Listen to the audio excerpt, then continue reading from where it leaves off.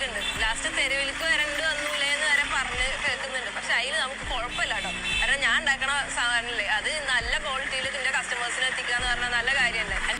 ലൈഫില് നമ്മള് അധ്വാനിച്ചൊരു 100 രൂപ കിട്ടുമ്പോൾ ഉള്ള ഒരു സന്തോഷമില്ലേ, ഒരു ആത്മനിർവൃതി ഉണ്ടല്ലോ, അത് ആർക്കും മനസ്സിലാവില്ല.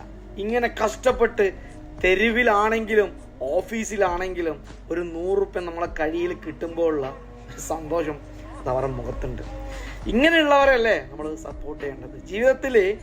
ജീവിതത്തെ സാഹചര്യത്തെ പൊരുതി അവർ നേടിയെടുക്കാൻ ശ്രമിക്കുന്നത് ചെറുതൊന്നുമല്ല, വലിയൊരു സാമ്രാജ്യം തന്നെയാണ്. അങ്ങനെ സാമ്രാജ്യങ്ങൾ കെട്ടിപ്പുറത്തവർ തന്നെയാണ് ഇന്ന് നമ്മൾ കാണുന്ന ഒക്കെ കോടീശ്വരന്മാരും. ഇവർക്ക് നമ്മളെ കൊണ്ട് കഴിയുന്നത് നമ്മളെ സന്തോഷങ്ങളിൽ നമുക്ക് മധുരം നൽകാൻ വേണ്ടി അവർ ആ തെരുവുകളിൽ ഇന്നും നിങ്ങളെ കാത്തിരിക്കുന്നുണ്ട് എന്ന ഓർമ്മ മതി. നമ്മളെ കൊണ്ട് കഴിയുന്ന രീതിയിൽ അവരെ സപ്പോർട്ട് ചെയ്യുക, അവർ കയറി വന്നോളും എന്ന് മാത്രം ഓർമ്മപ്പെടുത്താനുള്ളൂ. ഇതുപോലുള്ള ചങ്കൂറ്റുള്ള പെൺകുട്ടികൾ തന്നെയാണ് ഇന്ന് സമൂഹത്തിൽ വേണ്ടത്. കളിയാക്കിയവരെ കൊണ്ട് തന്നെ തിരുത്തി പറയിക്കുന്ന ഒരു കാലം വരും എന്നുള്ളതിൽ ഒരു സംശയമില്ല. മക്കളെ, നിങ്ങൾ മുന്നോട്ടൊക്കെ തന്നെ പോകും. അച്ഛൻ്റെ ആൺകുട്ടി ഞാനാണ്, വീട്ടിലെല്ലാ കാര്യം നോക്കണത് ഞാൻ തന്നെയാണ്. കടം വാങ്ങിയിട്ടാണെങ്കിൽ എൻ്റെ അച്ഛൻ ഞങ്ങളെ എല്ലാം അറിയിച്ചിട്ടില്ല. അപ്പോൾ എനിക്ക് അതിൻ്റെ ഏഴായിരത്തെങ്കിലും എത്തുന്ന രീതിയിൽ എൻ്റെ അച്ഛനെയും അമ്മേനെയും നോക്കണം. പെരുന്നാൾ ദിവസമാണ് നമ്മളിത് സ്റ്റാർട്ട് ചെയ്യണത്. അന്ന് ലൈഫില് ഭൂരിഭാഗം ദിവസങ്ങളും നമുക്ക് മോശം ദിവസങ്ങളാ. അങ്ങനെ ഒരു മോശം ദിവസത്തിലാണ്, അതായത് ഓളുടെ വണ്ടി ഫീസ് കൊടുക്കാൻ വേണ്ടിയിട്ടാണ് ഞങ്ങൾ ഇങ്ങനെ ഒരു വഴി ചൂസ് ചെയ്തത്.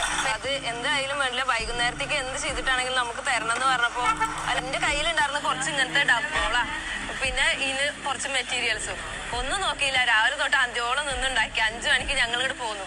ഇവിടെ നിൽക്കുമ്പോൾ ഞങ്ങൾക്ക് ഇങ്ങനെ ഭയങ്കരമായിട്ട് ഇതുണ്ട്, ആരും വരില്ലായിരിക്കോ, വന്നാൽ തന്നെ വാങ്ങില്ലേ കഴിക്കില്ലേ, പക്ഷെ എങ്ങനെ എടുക്കുമെന്ന് നമുക്കറിയില്ലല്ലോ.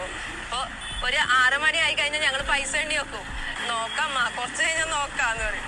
ഒരു തവണ അവള് പറഞ്ഞു, ആയമ്മ 8 മണി 6 ആയപ്പോഴേക്കും പറഞ്ഞ നമുക്ക് മാവയെ വിളിച്ച് പൈസ കൊടുക്കാന്ന് പറഞ്ഞു. അപ്പൊ കിട്ടുന്ന ഒരു സന്തോഷമുണ്ട്, അത് വേറെ ലെവലാ. ശരിയാവും, കുറച്ച് കഴിയുമ്പോഴേക്കൊക്കെ സെറ്റാക്കാൻ പറ്റും.